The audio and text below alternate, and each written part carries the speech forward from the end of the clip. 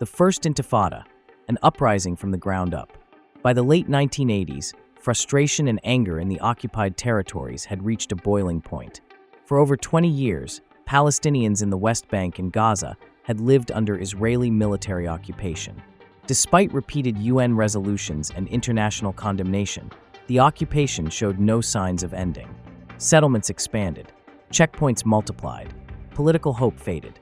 Then, on December 8, 1987, a traffic accident in Gaza triggered something no one saw coming. An Israeli military vehicle crashed into a car carrying Palestinian workers, killing 4 of them. Rumors quickly spread that it was deliberate a form of retaliation for the recent killing of an Israeli in Gaza. Outrage erupted. Spontaneous protests broke out in Jabalia refugee camp, and within days, they spread across the West Bank and Gaza. This was the beginning of the First Intifada, Arabic for shaking off. It was a mass, grassroots uprising. Palestinians armed not with guns, but with stones, slogans, and strikes, rose up against the Israeli military presence. Children faced down soldiers. Women organized food networks and underground schools. Workers went on strike. Shops closed in defiance. This was not a war between armies. It was civil resistance, marked by widespread civil disobedience. But it was also met with brutal repression. Israel deployed tens of thousands of soldiers to quell the uprising. Rubber bullets, tear gas, mass arrests, and beatings became common. Thousands were injured. Hundreds were killed, many of them were teenagers. Then Defense Minister Yitzhak Rabin infamously ordered troops to break the bones of protesters to crush the rebellion. But the Intifada changed everything. For the first time, the world began to see the Palestinian people not just as terrorists or refugees, but as a people demanding dignity, freedom, and basic human rights. The PLO, operating from exile in Tunisia, gained international legitimacy as the representative of the Palestinian people. In 1988, Yasser Arafat officially recognized Israel's right to exist and declared Palestinian independence. Meanwhile, a new force was quietly rising from within the occupied territories, an Islamist group formed in Gaza called Hamas. Born out of the Muslim Brotherhood, Hamas opposed the PLO's secular nationalism and rejected negotiation with Israel. Its founding charter called for the destruction of Israel. Ironically, in its early years, Hamas was tolerated and even indirectly encouraged by Israeli authorities, who saw it as a counterbalance to the PLO. But the Intifada was more than politics. It was a cry from the ground, from the people, from those who had lived under occupation, in refugee camps, behind walls and checkpoints, with no end in sight. And it forced the world to pay attention. By the early 1990s, both sides were exhausted. And in secret, in a quiet European city, the first real attempt at peace was beginning. But the seeds of future failure were already being sown. Oslo and the illusion of peace. In the early 1990s, the world believed peace was finally within reach. Secret negotiations between Israeli and Palestinian representatives were taking place in Oslo, Norway. For the first time, leaders from both sides were talking directly, not on the battlefield, not through intermediaries, but face to face. The result was the Oslo Accords, signed in 1993 on the White House lawn, with President Bill Clinton overseeing the historic handshake between Yasser Arafat and Yitzhak Rabin. The Oslo Accords were hailed as a breakthrough. The core idea was simple: a two-state solution. Israel would gradually withdraw from parts of the West Bank and Gaza. In return, the Palestinians would recognize Israel's right to exist and renounce violence. A new Palestinian Authority, PA, would be created to govern parts of the occupied territories. Oslo was meant to be a stepping stone, a 5-year interim agreement that would lead to final status negotiations on the most difficult issues: borders, refugees, settlements, the status of Jerusalem. But those final talks never happened, and the dream of Oslo slowly crumbled. For Palestinians, the Oslo process brought little real change. The Israeli army never fully withdrew. Settlements not only remained, they expanded. Checkpoints increased. Freedom of movement remained restricted. The occupation didn't end. It became more bureaucratic. Instead of one military authority, Palestinians now had two: the Israeli army and the Palestinian Authority, which many saw as subcontracted enforcers of the occupation. Meanwhile, in Israeli society, Oslo provoked fierce internal division. Many on the right opposed it from the start, viewing any territorial compromise as betrayal. In 1995, that anger turned deadly. Yitzhak Rabin, the Israeli prime minister who signed Oslo, was assassinated by a right-wing Israeli extremist. His death was not just the end of a life. It was the end of the peace camp in Israel. In the years that followed, successive Israeli governments stalled or reversed Oslo's commitments. Settlements doubled, trust eroded, and among Palestinians, a new generation grew up under a process that promised peace, but delivered walls, permits, and broken dreams. The illusion of Oslo was that occupation and peace could coexist.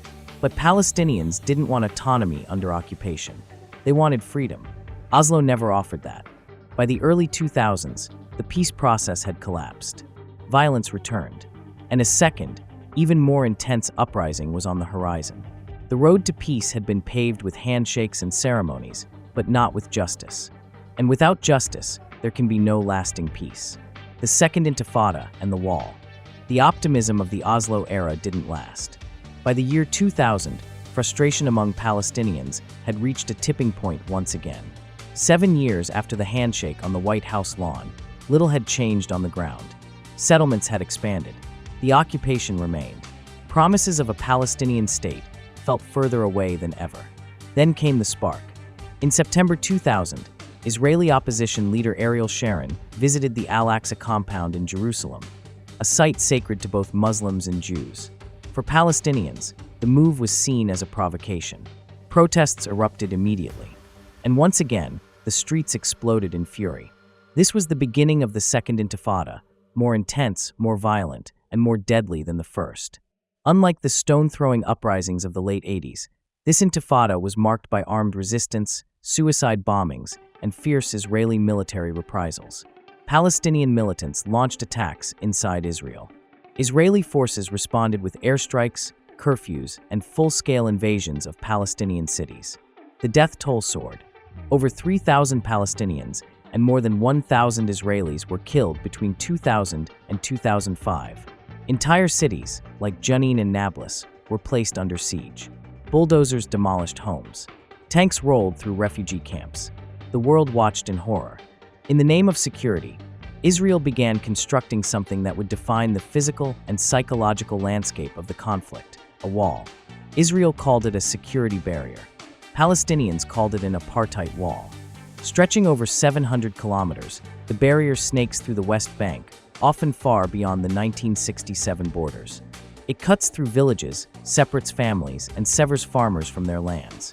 Entire communities found themselves trapped on the wrong side, unable to access hospitals, schools, or their own fields without permits. The International Court of Justice ruled the wall illegal under international law. But construction continued. Supporters of the wall argued it was necessary to stop suicide bombers, and it did, in part, reduce attacks inside Israel. But it also became a symbol of division, separation, and control. Palestinians saw it as the physical embodiment of their ghettoization, a concrete line of exclusion. Meanwhile, internal Palestinian politics began to fracture. The Palestinian Authority, created by Oslo, was seen as increasingly corrupt and ineffective. It failed to protect Palestinians, failed to deliver statehood, and was widely viewed as collaborating with the occupation. In contrast, Hamas, the Islamist movement born during the First Intifada, gained popularity for its resistance stance and social services. In 2006, Hamas won a majority in Palestinian legislative elections. The result shocked the world and Israel, the U.S., and the EU quickly moved to isolate the group. What followed was a power struggle.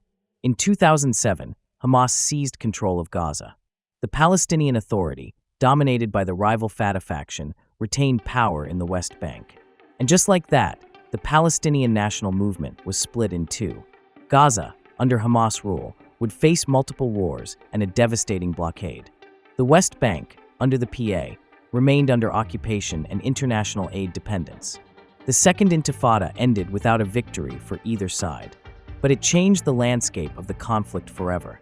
Walls rose higher, divides deepened, trust was shattered, and with peace talks frozen and unity fractured, the conflict entered a new phase, one defined not by hope or negotiation, but by siege, surveillance, and cycles of violence.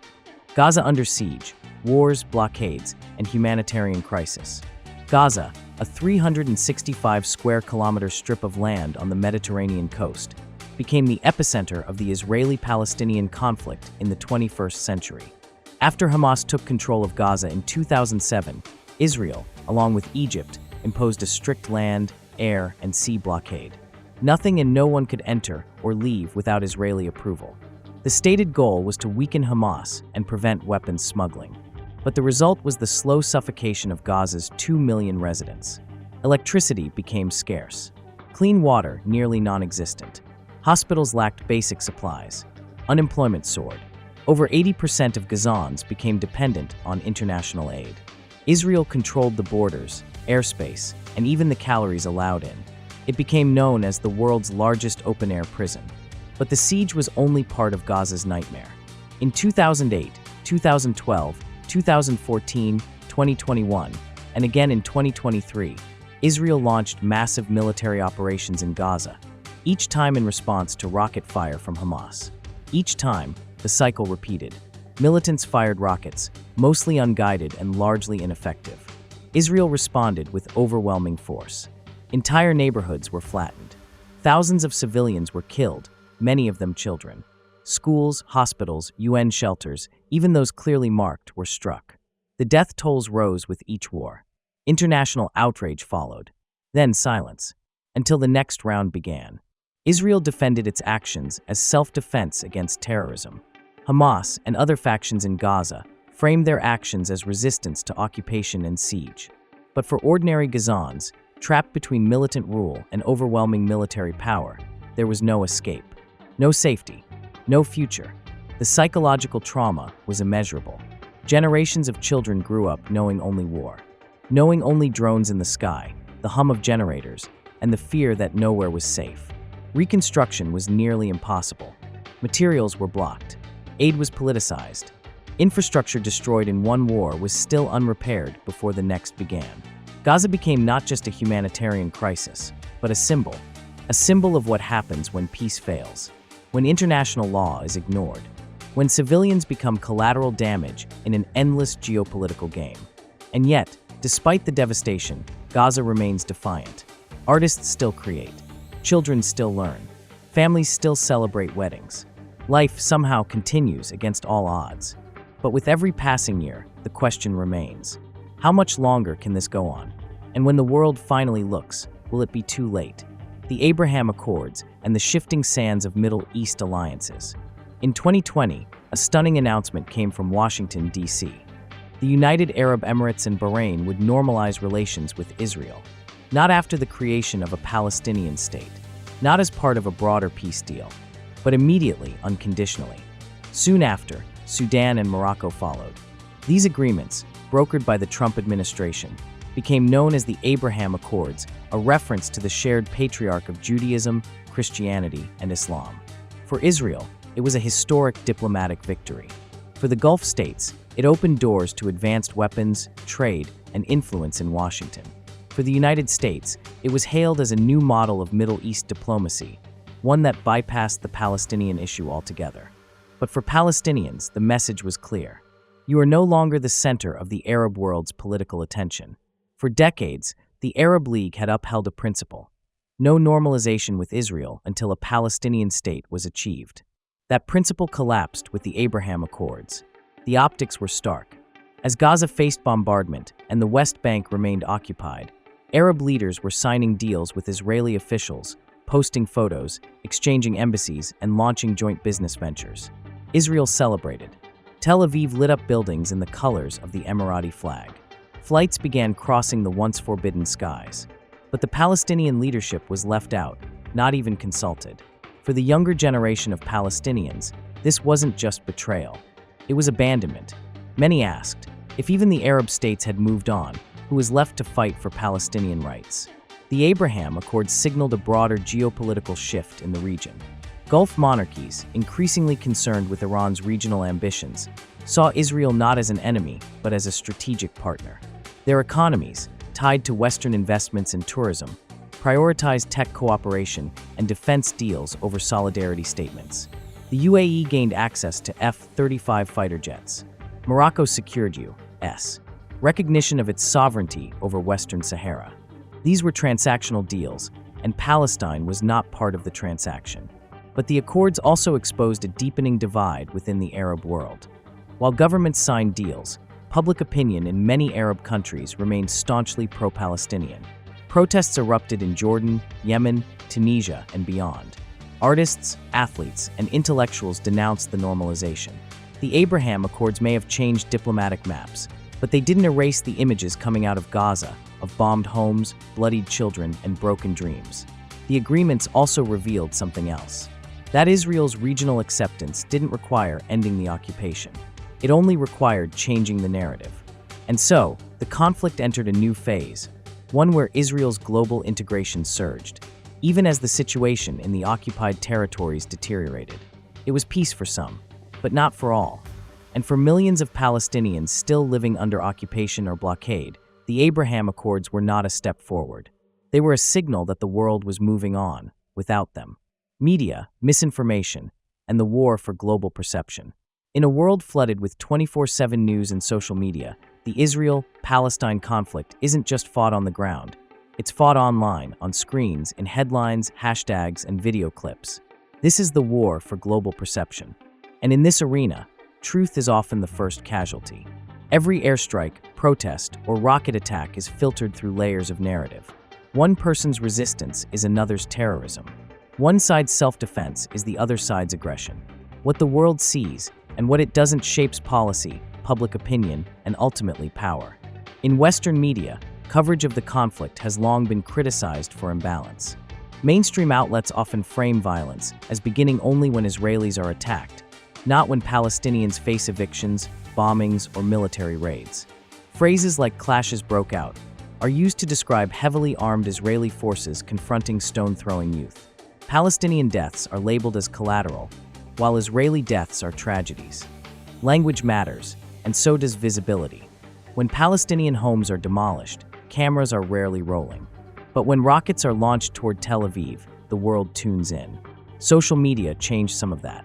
Platforms like Twitter, Instagram, and TikTok have given voice to Palestinians who once had no global audience. Activists livestream bombings, show the aftermath of strikes, and tell their own stories in their own words. In 2021, during the Sheikh Jarrah protests and Gaza bombardments, Palestinian influencers reached millions. For a moment, the mainstream narrative cracked. But the digital battleground is also manipulated. Misinformation spreads quickly. Deep fakes, out-of-context videos, and coordinated propaganda campaigns flood feeds. Both sides accuse each other of lies, and sometimes both are right. Israeli officials operate sophisticated media campaigns to justify military actions. Palestinian factions also spread exaggerated or false claims to garner sympathy. And then there's censorship. Posts about Palestinian suffering are routinely taken down or shadow banned by major platforms. Human rights groups have documented bias in content moderation, often favoring narratives that align with Western or Israeli state interests. Algorithms, designed to maximize engagement, often reward outrage and division, not truth. The result is a fragmented global conversation. In the US, support for Israel remains strong in political circles, but public opinion, especially among young people, is shifting. In Europe, critiques of Israeli policies are growing louder. In the global South, especially in Latin America, Africa, and Southeast Asia, solidarity with Palestinians is more vocal than ever. But the battle for narrative isn't just global, it's generational. Older audiences raised on Cold War-era alliances and religious affinities see Israel as a democratically. Younger generations, exposed to viral images of occupation and resistance, are more critical. The war for perception is relentless. It shapes foreign aid, vetoes at the UN, and the weapons that flow into the region. It determines who is seen as a victim and who is labeled the aggressor. And perhaps most dangerously, it distorts reality, reducing a century-old struggle into viral moments and media soundbites. But behind the headlines and hashtags are real people, civilians who suffer the consequences of narratives crafted far from their homes. Understanding the media war is not just about decoding propaganda. It's about reclaiming humanity from the algorithms. Because until we see the full picture, unfiltered, unmanipulated, and free from political agendas, peace will remain out of reach. from statehood to occupation. In this second part of our series, we've journeyed through some of the most critical and controversial chapters in the history of the Israel-Palestine conflict. We examined the UN Partition Plan that promised a two-state solution but ended in war. We dissected the 1948 Arab-Israeli War, which some call Israel's War of Independence, and others call a campaign of ethnic cleansing. We explored how Palestinian displacement became permanent, how the newly formed state of Israel gained immediate international recognition, and how the Palestinian identity began to evolve from fragmented exile into unified resistance. We also uncovered how regional powers, Egypt, Jordan, Syria, played roles both strategic and self-serving, and how the international community's inaction during key moments helped entrench the divide. These aren't just dates and headlines. They're the blueprint of today's suffering, of occupation, blockade, and endless cycles of retaliation. But there's more. Fire coming next in Part 3. In the next segment of this series, we move into the decades of deepening occupation, explosive resistance, and failed peace processes. The rise of the PLO and the armed struggle. The Six-Day War and how it redrew the map. The birth of Israeli settlements and the rise of Hamas. And how decades of negotiation and deception made peace more elusive than ever. This is where military occupation, religious extremism, and global power plays become part of everyday life for millions. Television, don't miss Part 3. Occupation, Resistance, and the Death of Peace, 1967 to today. Subscribe now, share this series, and help bring context to the headlines. Because this isn't about sides, it's about truth.